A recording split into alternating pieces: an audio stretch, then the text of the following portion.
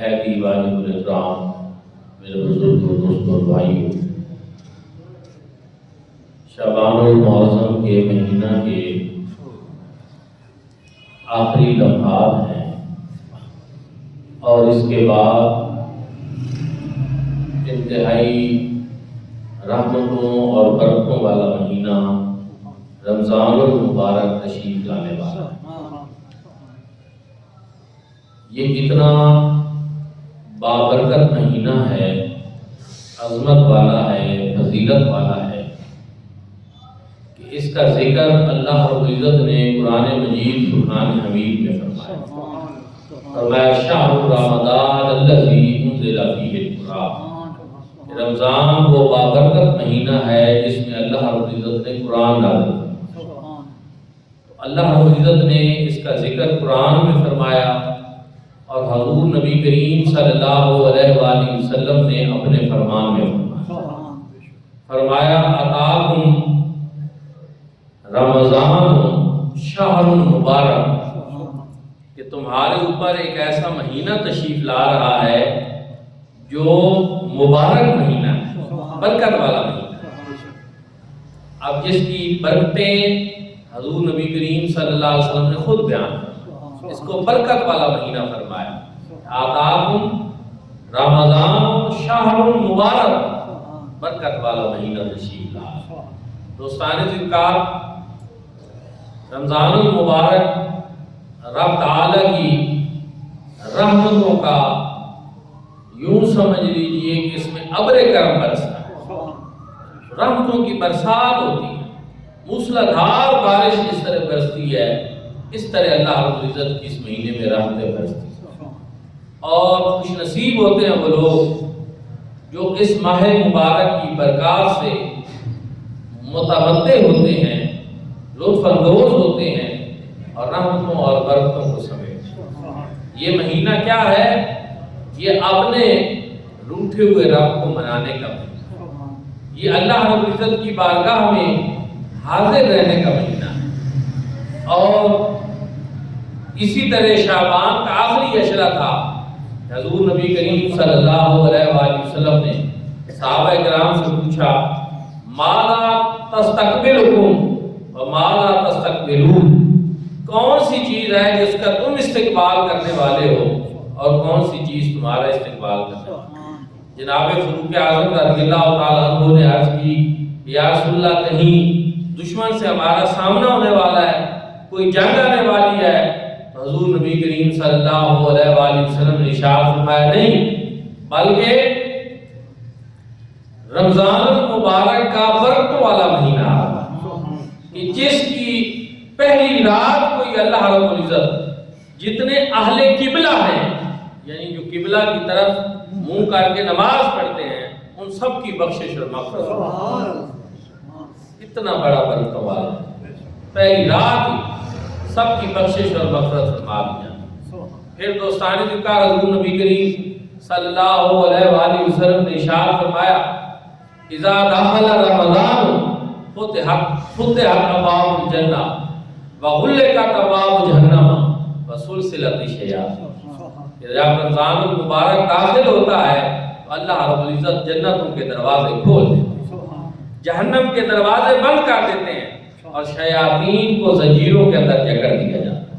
یہ ایک انتظام ہے پروردگار عالم کا اپنے بندوں کی بخشش اور مغفرت کے لیے، جنت کے دروازے کھول کر یہ پیغام دیا جا رہا ہے کہ ہم نے تو اپنی جنتوں کے دروازے تمہارے لیے کھول دیے، اب کرو نا تیاری، اب آؤ نا ہماری جنتوں میں، اب رمضان شریف کے روزے رکھو، جنت کو پالو، اب رمضان شریف کی تراویح میں قرآن سنو اور اپنے لیے بخشش کا سامان کرو، اب رمضان المبارک میں قرآن کی تلاوت کرو اور بہت سا ثواب پاؤ۔ تو دوستان ذکر، رمضان المبارک رحمتوں اور برکتوں والا مہینہ ہے اور بخشش اور مغفرت کا مہینہ۔ حضور نبی کریم صلی اللہ علیہ وآلہ وسلم نے منبر کی پہلی سیڑھی پہ قدم رکھا، فرمایا آمین، دوسری سیڑھی پہ قدم رکھا، فرمایا آمین، تیسری سیڑھی پہ قدم رکھا، فرمایا آمین۔ صحابہ کرام نے عرض کی یا رسول اللہ آج عجیب بات دیکھی ہے، آپ آمین تو فرما رہے ہیں لیکن کس بات کے اوپر یہ ہمیں معلوم نہیں ہے۔ حضور علیہ السلام نے ارشاد فرمایا جبریل امین آئے اور انہوں نے کہا کہ ہلاک ہو جائے وہ شخص کہ جو رمضان المبارک کے مہینے کو پائے اور اپنی بخشش اور مغفرت کا سامان ہوتا ہے۔ تو میں نے اس پہ کہا آمین۔ اور دوسری بات انہوں نے کہی کہ ہلاک ہو جائے وہ شخص جس کے سامنے آپ کا نام نامی اسم گرامی لیا جائے اور وہ آپ پہ درود نہ پڑے، تو میں نے کہا آمین۔ تیسرا، وہ شخص بھی ہلاک ہو جائے جو اپنے والدین کو بڑھاپے میں پائے اور ان کی خدمت نہ کر کے اپنے لیے جنت کا سامان میسر نہ کر لے، تو میں نے کہا آمین۔ دوستان ذوالفقار، آپ اس پہ پتہ ہی چلتا ہے کہ رمضان المبارک ہے ہی بخشش اور مغفرت کے لیے کہ اپنے آپ کو اللہ رب العزت کی بارگاہ سے بخشوا۔ روزہ رکھو گے اس کریم رب کو تمہارے اوپر بڑا رحم آئے، وہ تمہارے اوپر مہربان ہو جائے گا کہ یہ بھوک برداشت کر رہا ہے، یہ پیاس برداشت کر رہا ہے، کس کے لیے؟ فقط میرے۔ حدیث پاک میں ہے کہ روزدار کا روزہ میرے لیے ہے اور اس کی جزا میں خود۔ فَإِنَّهُ لَهُ صَوْمٌ وَأَنَا أَجْزِي بِهِ وَأَنَا أُجْزَىٰ بِهِ۔ روزدار کا روزہ میرے لیے ہے تو اس کی جزا میں خود ہوں۔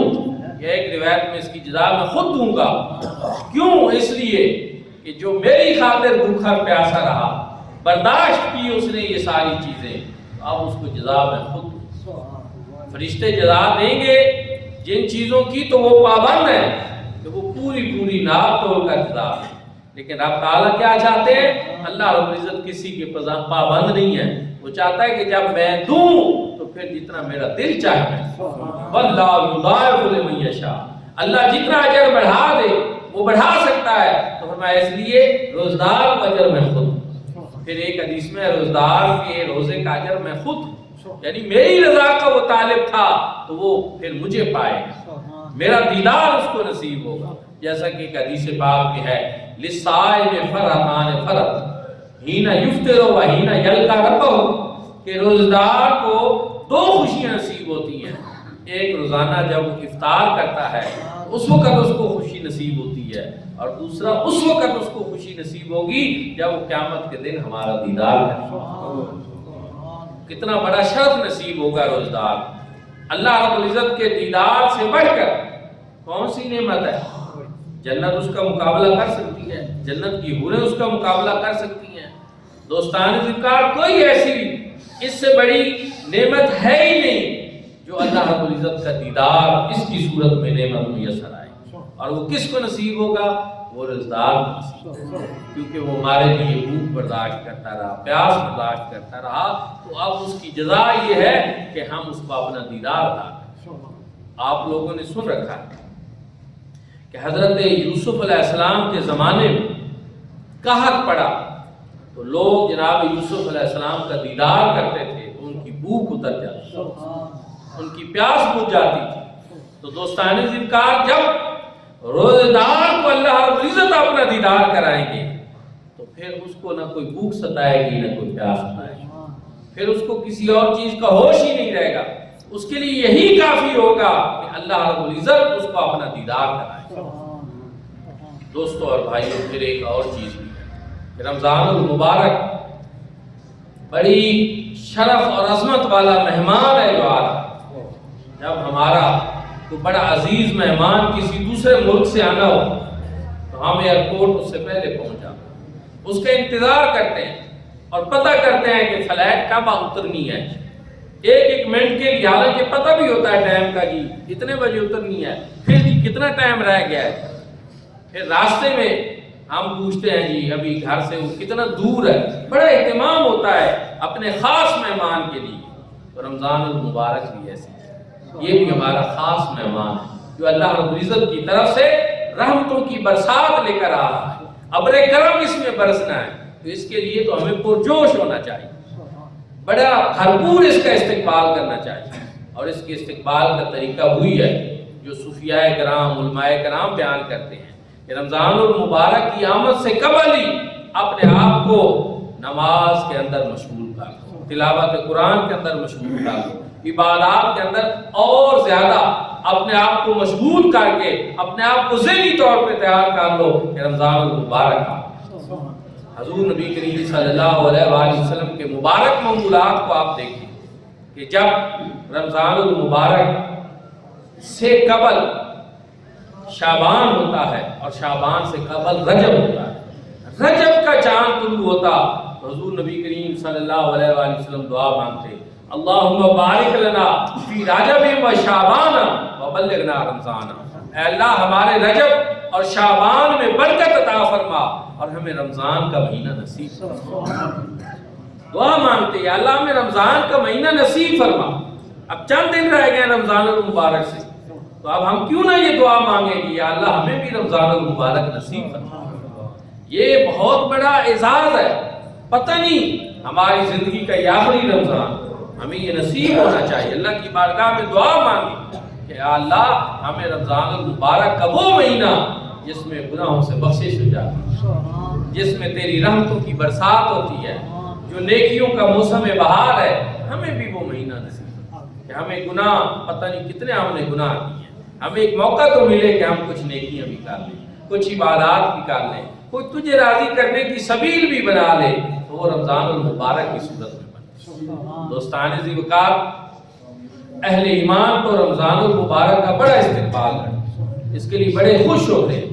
صحابہ کرام رضوان اللہ تعالی علیہ مجمعین کے معمولات کیا تھے کہ وہ 6 مہینے رمضان المبارک کے آنے کا انتظار کرتے تھے، اور پھر جو 6 مہینے رمضان چلا جاتا تو اس کے غم میں رہتے، رمضان المبارک جو ہے وہ چلا گیا۔ حضور نبی کریم صلی اللہ علیہ وسلم نے ارشاد فرمایا کہ اگر لوگوں کو رمضان المبارک کی فضیلت کا پتہ چل جائے تو میری امت یہ تمنا کرے کہ کاش پورا سال ہی رمضان المبارک کے رہے۔ یعنی اتنی بڑی فضیلت ہے اس میں، اتنی بڑی کوئی بات ہے جو ہم نہیں جانتے، لیکن ہمارے کریم آقا نے بتایا کہ اگر تمہیں پتہ چل جائے کہ رمضان میں کتنی برکتیں اور رحمتیں ہیں تو میری امت یہ تمنا کرے کہ اللہ رب العزت پورے سال کے روزے ہمارے اوپر فرض کرے۔ اس لیے اللہ رب العزت نے مہربانی یہ فرمائی کہ وہ ہمارے اوپر 1 مہینے کے روزے اس نے فرض فرمائے، لیکن اس میں اپنی رحمتیں نازل فرماتا ہے، اس میں کرم فرماتا ہے۔ اور حضور نبی کریم صلی اللہ علیہ وآلہ وسلم نے ارشاد فرمایا کہ رمضان المبارک آ رہا ہے، شعبان کے دنوں میں، شعبان کے عشرہ میں یہ خطاب فرمایا۔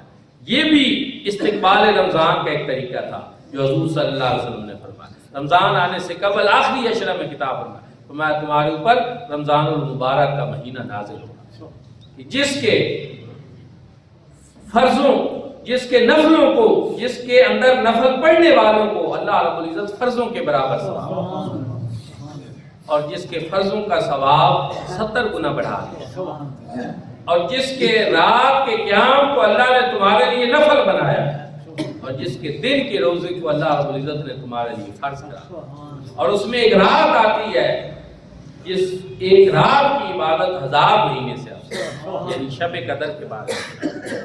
تو فرمایا یہ وہ مہینہ ہے کہ جس کی ایک رات میں اللہ رب العزت تمام جو اہل قبلہ ہیں ان کی بخشش اور مغفرت، وہ رحمتوں اور برکتوں والا مہینہ اللہ رب العزت ہمیں نصیب فرمائے۔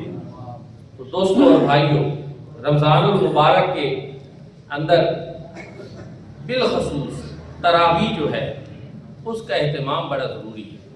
حضور نبی کریم صلی اللہ علیہ وآلہ وسلم کی نماز تراویح سنت ہے، اور نماز تراویح 20 رکعات کے اوپر اجماع امت ہے۔ صحابہ کرام رضوان اللہ تعالی علیہ مجمعین نے 20 رکعات نماز تراویح پڑھی، اور پوری امت اس کے بعد 20 رکعات پڑھتی آ رہی۔ اور حضور نبی کریم صلی اللہ علیہ وسلم نے پہلی رات جب تراویح پڑھائی تو صحابہ کرام تھوڑی تعداد میں آئے، دوسرے دن بہت زیادہ تعداد میں آ گئے۔ حضور نبی کریم صلی اللہ علیہ وسلم اپنے حجرہ مبارک سے باہر تشریف نہیں لائے۔ دوسرے دن رسول اللہ صلی اللہ علیہ وسلم نے صبح کے وقت وجہ بیان کی، فرمایا مجھے معلوم تھا تمہارا رات کا آنا، لیکن میں اس وجہ سے نہیں آیا کہ کہیں تمہارے اوپر یہ فرض نہ ہو جائے اور تمہارے لیے پھر یہ مشکل ہو جائے۔ یعنی اتنی اہمیت والی یہ عبادت ہے کہ حضور نبی کریم صلی اللہ علیہ وسلم نے ایک تو تراویح خود پڑھی، اور پھر صحابہ کرام رضوان اللہ تعالی علیہ مجمعین نے پڑھی، تراویح میں قرآن پاک کو سنیں۔ لیکن بد دلی کے ساتھ نہیں. نماز میں سستی، بد دلی، یہ منافقین کا طریقہ ہے. آپ پورے ذوق اور شوق کے ساتھ ذہنی طور پر تیار ہو کر قرآن پاک کو سنیں، اور حفاظ جو سنانے والے ہیں ان سے آپ کی یہ ڈیمانڈ نہ ہو کہ سپیڈیں بڑھائیں. آپ ان کو کہیں کہ خوب محبت سے پڑھیں، آداب کے ساتھ پڑھیں، اور ذہن بھی بنائیں کہ ہم نے قرآن پاک آداب کے ساتھ سنا. یقین جانیں قرآن پاک جتنے آداب کے ساتھ سنا جائے اتنی زیادہ برکات کا نزول ہوتا ہے، رحمتوں کا نزول ہوتا ہے. یہ ایسی سننے والی کتاب تو نہیں ہے کہ جس کی ایسی سپیڈ ہو قاری صاحب کی کہ نہ کوئی پتہ چلے کہ انہوں نے کیا اس میں پڑھا ہے یا نہیں. صحابہ کرام تو بیان کرتے ہیں کہ جب حضور نبی کریم صلی اللہ علیہ وآلہ وسلم قرآن پاک کی تلاوت کرتے تو ہم اس کے الفاظ گن سکتے تھے، ایک ایک لفظ کو گن سکتے تھے، اتنا خوب ٹھہر ٹھہر. اور اللہ رب العزت نے بھی حضور نبی کریم صلی اللہ علیہ وسلم کو جو ارشاد فرمایا کہ ورتل القرآن ترتیلا، اے نبی کریم صلی اللہ علیہ وسلم آپ قرآن کو خوب ٹھہر ٹھہر کر پڑھا کریں، ترتیل کے ساتھ پڑھا کریں. بلند آہنگی کے ساتھ بھی ہوتی ہے ترتیل، اور ساتھ ٹھہر ٹھہر کر بھی ہوتی ہے خوبصورتی کے ساتھ. تو آپ سب حضرات جو ہیں اس چیز کا بھی اہتمام کیا کریں. اور پھر رمضان المبارک کا مہینہ کیونکہ نزول قرآن کا مہینہ ہے تو سب سے بہتر پھر اس میں یہی ہے کہ آپ قرآن مجید، فرقان حمید کی تلاوت. امام مالک رحمۃ اللہ تعالی علیہ جب رمضان کا مہینہ آتا باقی ساری کتابیں بند کر دیتے. آپ حدیث بھی پڑھاتے تھے، فقہ بھی پڑھاتے تھے، فقہ کے امام تھے، مجتہد فی المذہب تھے، لیکن وہ ساری کتابیں بند کر کے صرف قرآن کی تلاوت کرتے تھے. اور ساتھ فرمایا کرتے تھے چونکہ یہ نزول قرآن کا مہینہ ہے اس لیے اس میں سب سے بہتر یہی ہے کہ قرآن مجید، فرقان حمید کی تلاوت. تو اس لیے اب آپ کا قرآن مجید، فرقان حمید کو کثرت کے ساتھ پڑھیں، اس کی تلاوت کریں، لیکن کوشش کریں کہ قرآن پاک کو سمجھیں. کوئی اس کی اچھی سی تفسیر جو ہے، ضیاء القرآن قرآن پاک کی ایک بہترین تفسیر ہے، آپ ضیاء القرآن کو ساتھ پڑھ لیں اور کوشش کریں کہ قرآن فہمی، کیونکہ قرآن پاک کی سمجھ آئے گی تو تب ہم اس پر عمل کریں گے. اور یہ ایسی کتاب ہے جو ہمارے فہم کے لیے نازل ہوئی، ہمارے عمل کے لیے نازل ہوئی ہے. قرآن پاک نے متعدد مقامات پہ ارشاد فرمایا افلا تعقلون افلا یتدبرون القرآن. اسی طرح کہ کیا تم تفکر نہیں کرتے، تدبر نہیں کرتے، تفہم نہیں کرتے. یہ تو ایسی کتاب ہے جو خالصتاً ہماری زندگیوں میں تبدیلی کے لیے جو ہے نازل ہوئی ہے، لیکن ہم اس کو صرف کتاب ثواب سمجھ کر پڑھتے ہیں، اگر جس میں کوئی شک نہیں کہ اس کا ایک حرف پر 10 نیکیاں ہیں. یہ پڑھنا بھی ثواب ہے اور قرآن پاک کی زیارت کرنا یہ بھی ثواب. حدیث پاک میں ہے کہ قرآن پاک کو دیکھنا النظر الی المصحف عبادت، یہ بھی ایک ثواب کا کام، یہ بھی عبادت ہے. لیکن اس سے پتہ ہی چلتا ہے کہ اگر اس کو صرف دیکھنا ثواب ہے، اس کو صرف پڑھنا ثواب ہے تو اس پر عمل کرنا یہ زیادہ فضیلت والی بات، یہ زیادہ اچھی بات ہے. اور اپنے آپ کو جو قرآن کے کالم میں ڈھال لے، جو اپنے آپ کو قرآن کے احکامات کے عمل کے مطابق ڈھال لے تو پھر وہ تو بڑا خوش نصیب انسان ہے. رمضان المبارک میں یہ عہد کرے. آخری بات یہ ہے کہ رمضان المبارک احتساب کا مہینہ بھی ہے. حضور نبی کریم صلی اللہ علیہ وآلہ وسلم نے ارشاد فرمایا من صام رمضان ایمانا و احتسابا غفر له ما تقدم من ذنبه، کہ جس نے رمضان کے روزے محاسبہ نفس کرتے ہوئے، ایمان کی حالت میں محاسبہ نفس کرتے ہوئے رکھے، اللہ رب العزت اس کے پہلے سارے گناہ معاف کرے. ایمانا و احتسابا، یہ بات یاد رکھنی ہے. صرف روزہ رکھنے کی بات نہیں کی، جس نے رمضان کے روزے ایمان کی حالت میں اپنا محاسبہ نفس کرتے ہوئے رکھے کہ میں کس پوزیشن میں ہوں، میں اللہ رب العزت کی کتنی اطاعت کرتا ہوں، کتنی فرما برداریاں کرتا ہوں، کتنی نافرمانیاں میں نے کی ہیں، کتنے گناہ میں نے کیے ہیں. اپنا سیلف اکاؤنٹیبلٹی کرنا، محاسبہ نفس کرنا یہ بڑا ضروری ہے. اور فرمایا کہ رمضان کے روزے صورت میں رکھے کہ محاسبہ نفس میں، کہ یہ نہیں کہ صرف کھانا پینا تو ہو لیکن بدعمالیاں ساتھ ساری جاری رہیں. قوت گفتار جو ہے اس میں بھی اسی طرح کی فوش باتیں ہوں، اسی طرح لڑائی جھگڑے ہوں اور جھوٹ موٹ کی ساری باتیں ہوں، تو پھر رمضان کے روزے کا کیا مقصد؟ رمضان کے روزے کا بنیادی مقصد جو ہے وہ ساتھ کے احتساب حضور صلی اللہ علیہ وسلم نے اس لیے بیان کیا کہ تاکہ آپ اس کی اصل روح کو سمجھیں کہ رمضان کے روزے کا مقصد صرف بھوکا اور پیاسا رہنا نہیں ہے، بلکہ تمام تر افعال شنیہ جو ہیں، جو برے اعمال ہیں، ان سے اپنے آپ کو روک لینا۔ یہ رمضان المبارک کا فائدہ ہے۔ تو ابھی انشاءاللہ چند دنوں بعد رحمتوں اور برکتوں والا مہینہ ہمارے اوپر جلوہ فگن ہونے والا ہے۔ ذہنوں کو تیار کریں، اپنے گھروں میں رمضان شریف کے استقبال اور آمد کی باتیں کریں، اپنے بچوں کو تیار کریں کہ رمضان المبارک آ رہا ہے، بیٹا تیار ہو جاؤ، رمضان کے روزے رکھنے ہیں، مسجد میں جانا ہے، تراویح پڑھنی ہے، ایک ماحول بنائیں، کیونکہ یہ پورا نیکیوں کا ایک موسم بہار ہے اور رب تعالیٰ کی رحمتوں کا ایک پیکیج ہے۔ دعا ہے کہ اللہ پاک ہم سب کو رمضان المبارک کی برکات نصیب فرمائے۔ آپ